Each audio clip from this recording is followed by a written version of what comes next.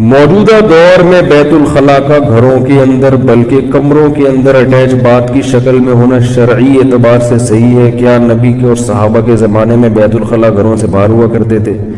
بھائی اس زمانے میں بیت الخلاء اسی سٹائل کے ہوتے ہی نہیں تھے. گاؤں دیہاتوں کے بیت الخلاء گھر کے اندر ہو ہی نہیں سکتے, تو وہ تو ناممکن ہے, اس میں تو بدبو آئے گی. اب جو جس سٹائل کے واش روم بن رہے ہیں اس میں بدبو نہیں ہوتی, اس میں گندگی نہیں ہوتی. وہ اگر اٹیچ باتھ روم کی شکل میں بھی ہو تو کوئی اس میں حرج نہیں, اور بہت اچھی بات ہوگی کہ ایگزاسٹ فین بھی لگاتے ہیں اس میں کوئی حرج نہیں ہے. اس دور میں اس طرح نہیں, آبادی نہیں تھی اس طرح کی, اور اس طرح بند گھر نہیں ہوا کرتے تھے.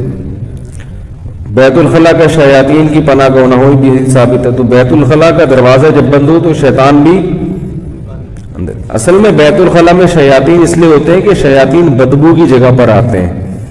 بدبو اگر نہیں ہوگی بیت الخلاء میں تو شیطان بھی نہیں آئے گا اگر صفائی ہوگی اس میں. ساری چیزیں ہمارے ہاں غیر مسلموں سے آئی ہیں, مگر وہ اب ایسی آ گئی اور ہم نے اس کو ایسا اڈاپٹ کر لیا ہے کہ اب اس کو چینج کرنا تقریباً ناممکن ہے.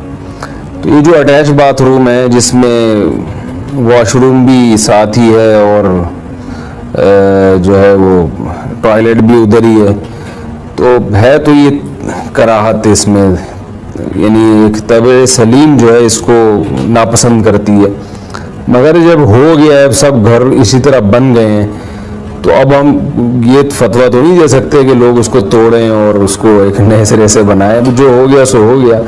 اور ویسے بھی پہلے جو واش روم جس طرح کے ہوا کرتے تھے اس میں گندگی بہت ہوتی تھی. اب جس طرح کے ٹوائلٹ آ رہے ہیں اور واش روم آ رہے ہیں اس میں گندگی اتنی زیادہ نہیں ہے. تو بہتر تو اب بھی یہی ہے کہ جیسے کہ میں نے علماء کو دیکھا ہے, اب بھی بڑے علماء اس کا اہتمام کرتے ہیں, ٹوائلٹ بالکل الگ ہو اور نہانے کی جگہ بالکل الگ ہو. آج بھی لوگ جو علماء ہیں میں نے دیکھا ہے کہ اس کا اہتمام کرتے ہیں, لیکن لوگ کریں تو اچھی بات ہے, اور لیکن اگر کوئی نہیں کر رہا تو بہرحال گناہ نہیں ہے. وسوسے والے جو روایت ہے نا وہ ہے کہ یعنی جو نہانے کی جگہ ہے وہیں پر آپ اسی کو آپ ٹوائلٹ کے طور پہ استعمال کریں. تو اب ایسا نہیں ہو رہا, ٹوائلٹ کی جگہ بہرحال الگ بنی ہوتی ہے, ہاں کمرہ ایک ہی ہوتا ہے, روم ایک ہی ہوتا ہے.